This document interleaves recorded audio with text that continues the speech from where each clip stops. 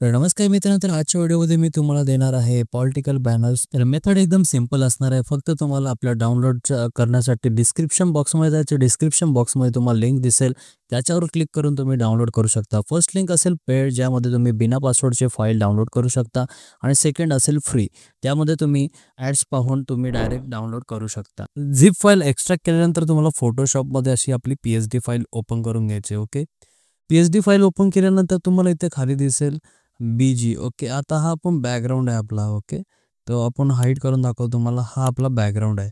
आता याच्यामध्ये तुम्हाला फक्त चेंजेस करायचे, तेच मी दाखवणार आहे, म्हणजे जास्त मोठी व्हिडिओ आपली होणार नाही आहे. ओके, सो फर्स्ट आपल्याला या इमेजला चेंज करायचे. या ठिकाणी तुम्ही डिलीटसुद्धा मारू शकता किंवा डबल क्लिक करून सेव्ह स्मार्ट ऑब्जेक्ट आहे आपले. ओके, तुम्ही सेव्हसुद्धा करू शकता. आता मी तुम्हाला एक एक्झाम्पल म्हणून दाखवतो इथे. ओके, आता या ठिकाणी मी हा इमेज घेतो आणि याला कंट्रोल S करतो. ओके, आता आपला हा स्मार्ट ऑब्जेक्ट सेव्ह झालेला आहे. इथे सेव्ह होत असेल, खाली दिसत असेल तुम्हाला, इथे सेव्ह होतंय. त्याच्यानंतर आता आपण याच्या इथे पाहू, आपला हा स्मार्ट ऑब्जेक्ट इथे तुम्हाला दिसत असेल चेंज झालेला. ओके, सो तुम्हाला असं इथे तुम्हाला हे चेंज करून घ्यायचे. त्याच्यानंतर जर तुमचं असं वर्क केलं नाही, तर तुम्हाला ऑप्शन आहे काय करायचे, तुम्हाला या फोटोवर क्लिक करायचे, फिल्टरवर क्लिक करायचे आणि कॅमेरा रॉमध्ये जायचे.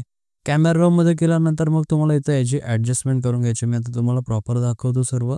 कॅमेरा ओपन झाल्यानंतर मग इथे तुम्हाला ॲडजस्टमेंट काय काय करायचे, हायलाइट्स वगैरे, तुम्हाला ह्या सर्व ज्या ॲडजस्टमेंट्स आहेत ते तुम्हाला चेक करायचे. तुम्ही जर शिफ्ट होल्ड केल्यानंतर इथे तुम्हाला auto contrast, auto exposure, auto shadow वगैरे दिसतो. हे झाल्यानंतर तुम्ही सर्व ऑटो करून घ्या. त्याच्यानंतर तुम्हाला इथे काय करायचे, टेक्स्चर आणि क्लॅरिटी वाढवायचे. ओके, असं टेक्स्चर आणि क्लॅरिटी वाढवलं तर तुमचा इमेज शार्प होईल आणखी.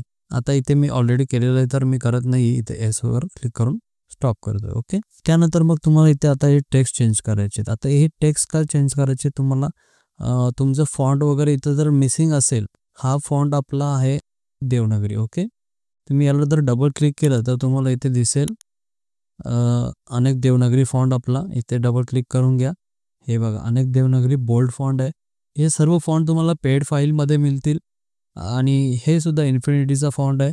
हा सुद्धा तुम्हाला फॉन्ट पेड फाईलमध्ये फ्रीमध्ये भेटेल. ओके, हे बघा, इथे दिसत असेल तुम्हाला, हे फॉन्ट तुम्हाला इझिली मिळेल. इन्फिनिटी 15. ओके, जर तुम्ही फ्रीमध्ये करत असाल तिथे पाहायला मिळणार नाही. हे फॉन्ट तुम्ही गुगलवरून डाउनलोड करू शकता. ओके, तुम्हाला इथे चेंज करण्यासाठी आता हा AMS आहे, AMS कॅलिग्राफी. याच्यावर पण तुम्ही डबल क्लिक केलं की तुम्हाला इथे असं दिसेल. ओके, आणि त्याच्यानंतर तुम्ही आपली ॲक्शनसुद्धा यूज करू शकता. कुठली, या इमेजला आपली ॲक्शनसुद्धा आहे. ती ॲक्शन कशी यूज करायची, तर विंडोजवर क्लिक करा. विंडोजवर क्लिक केल्यानंतर तुम्हाला इथे ॲक्शन दिसेल. ॲक्शनवर क्लिक करा. या 3 डॉट्सवर क्लिक करून लोड ॲक्शनवर क्लिक करा.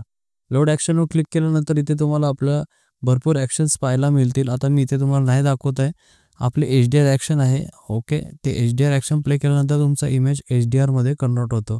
पण इथे तुम्ही सिम्पली सोप्या ट्रिकने सुद्धा करू शकता, कारण स्मार्ट ऑब्जेक्ट मी तुम्हाला इथे दिलेलं आहे. ओके, तुम्हाला फक्त इथे तुमच्या क्लायंटचा इमेज आणायचे आणि कंट्रोल एस करायचे. मग कंट्रोल एस केल्यानंतर तुमचा क्लायंटचा इमेज इथे दिसेल. तर मित्रांनो, मोबाईलमध्ये तुम्हाला आपलं पिक्सेल लॅब X इन्स्टॉल करावं लागणार आहे. पिक्सेल लॅब X इन्स्टॉल असेल तर मग तुम्हाला कुठलाही इश्यू येणार नाही आहे.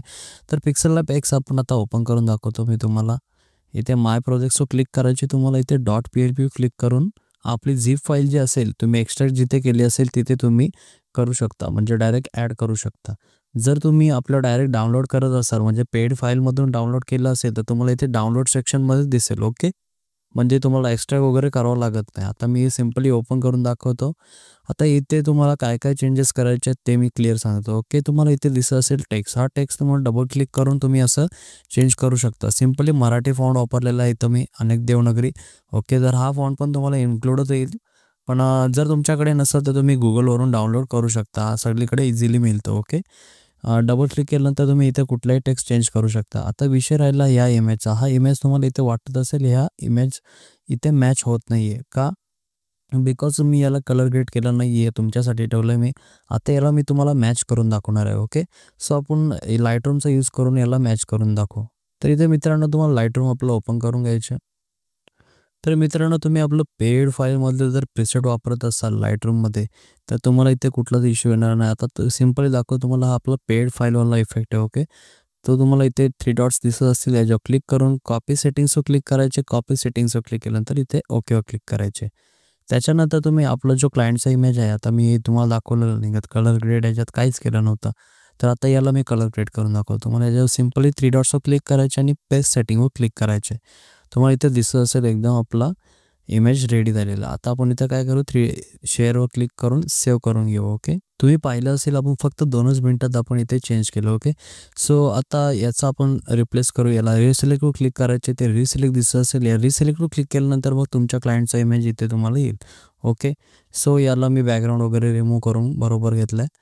आता हा आपला एकदम कलर करेक्ट एकदम याला वाटतोय. ओके, मॅच होतं आहे. थोडंसं आपण छोटा करू आणि हा असं इथे बॅकला ॲड करून घेऊ.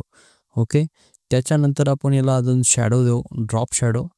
तर शॅडो देऊ आपण ही, आणि याचं ब्लर रेडियस जास्त वाढू आणि थोडंसं याची ऑपेसिटी आपण कमी करू. इथून ऑपेसिटी तुम्हाला कमी करता येते. ओके, सो हा आपला बॅनर इथं रेडी झालेला आहे.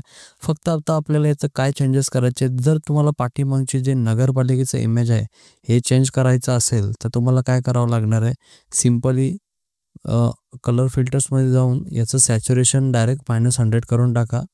तुम्हाला इथे दिसत असेल सेम सेटिंग्स तयार करा. ओके, त्याच्यानंतर मग तुम्हाला इथे जाऊन याची ऑपेसिटी फक्त कमी करायची.